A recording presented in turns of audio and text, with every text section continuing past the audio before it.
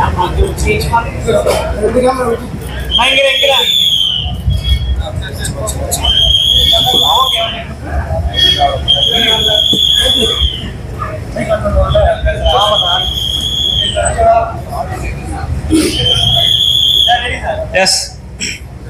எல்லாருக்கும் வணக்கம்.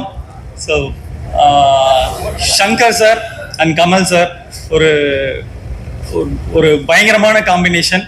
அவங்களுடைய காம்பினேஷனில் ரொம்ப நாள் கழிச்சு ஒரு படம். ஸோ எல்லார் போலவும் நான் வந்து ரொம்ப ஈகராக வெயிட் பண்ணிட்டு இருக்கேன். So first day first show பார்க்கணும். அந்த அன்னைக்கு வந்து முகூர்த்த நாள். பட் இருந்தாலும் அந்த 12th ஈவினிங் வந்து இந்த படத்தை வந்து மிஸ் பண்ணாமல் பார்க்கணுன்னு ரொம்ப ஆசையாக வெயிட் பண்ணிட்டு இருக்கேன்.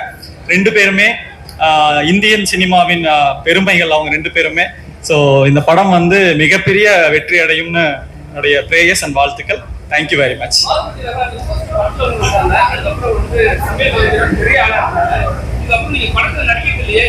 அதுல வந்து ஒரு புது விஷயம் கத்துக்கிட்டு இருக்கேன் என்னோட இண்டஸ்ட்ரி ரிலேட்டடா.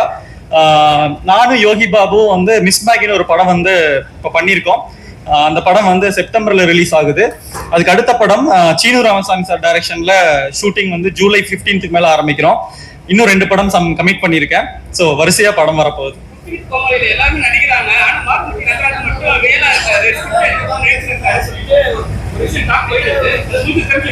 ஓகே, இல்லை ஆக்சுவலா வந்து நான் எல்லா இடத்துலயும் நானா இருக்கேன். ஸோ என் மனசுக்கு என்ன படுதோ அதை வந்து கான்ஃபிடென்ட்டா பண்றேன், அவ்வளவுதான். Thank you very much.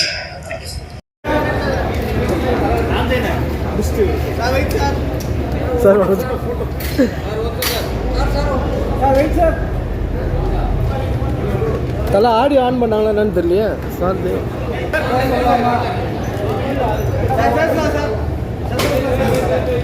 வணக்கம் வணக்கம்.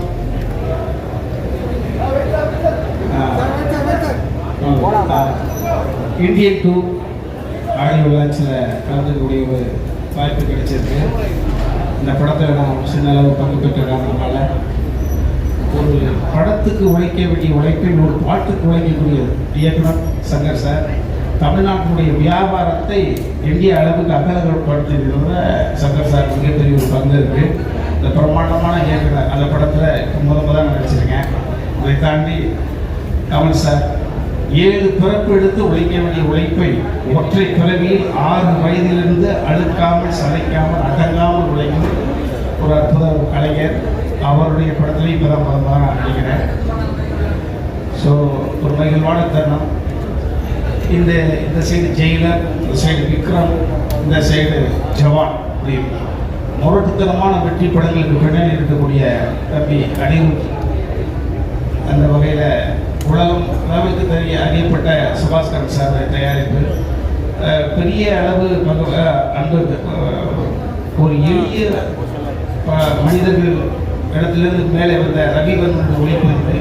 இப்படி பன்முக ஆளுமைகள் கொண்ட ஒரு படத்தில் நடிச்சிருக்கிறேன். மகிழ்ச்சியாக இருக்கு. நன்றி.